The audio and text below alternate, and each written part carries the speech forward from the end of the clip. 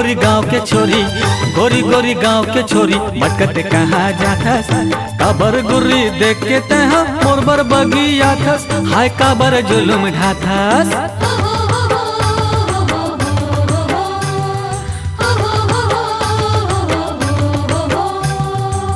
झना बाजू घचरे बाजू, झना बाजू घचरे बाजू, हड़बड़ सता थस, कहूँ जावो रदामा घरी मेरी आथस, हट कबर अखिया थस।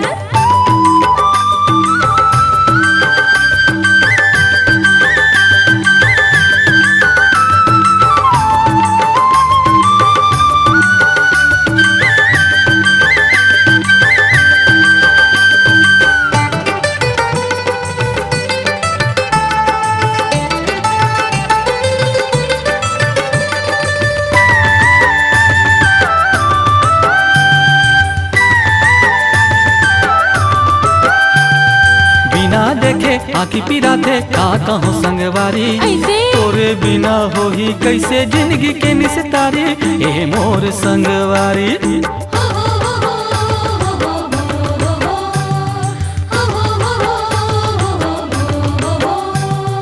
मैं नहीं आवो तोरे गोठे मां जानते जो जियाना, किरिया खा के दगा देना चाहते है पुराना, आजा रे झूठा दीवाना।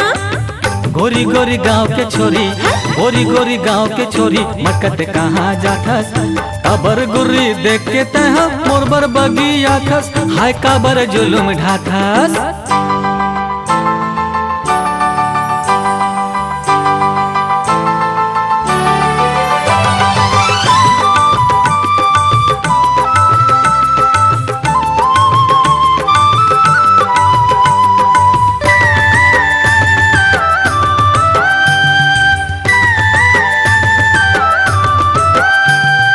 माया के बंधे नाम आयो बांधे बर, अच्छा? डोली में बैठा के ले जाऊं अपन घर, भले छूटे जग भर।